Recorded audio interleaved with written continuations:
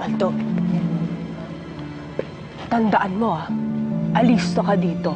Babantayan mo ko at siguraduhin mong walang makakalapit sa akin para saktan ako. Huwag kang mag-alala, ma'am. Takot ang nila sa akin. Sige na.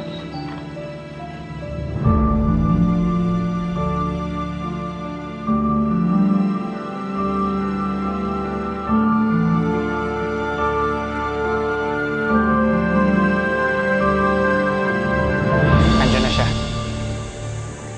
Ninervyo siya. Tawagan mo. Tignan lang natin kung hindi siya mataranta sa gagawin ko.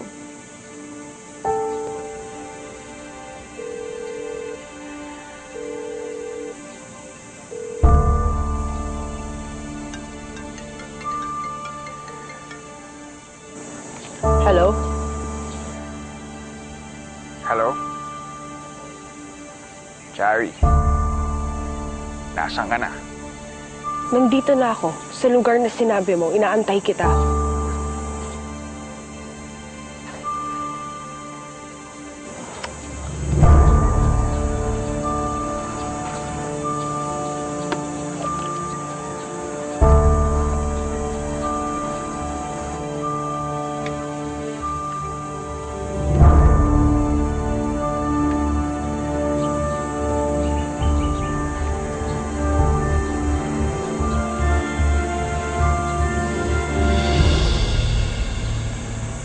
Anong ginagawa mo dito?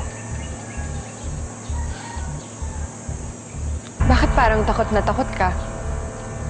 Hindi ako natatakot sa'yo. Bakit parang may tinatago ka?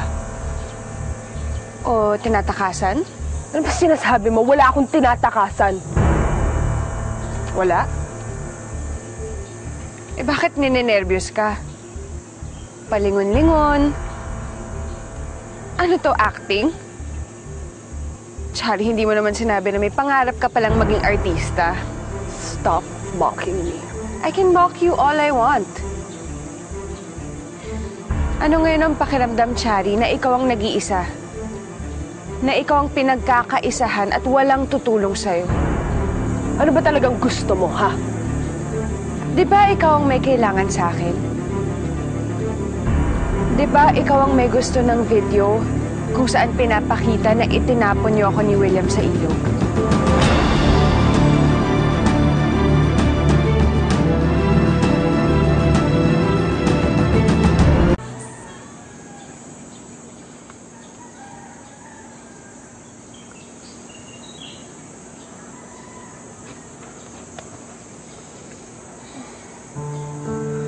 Nagpagawa ako ng maraming kopya niyan.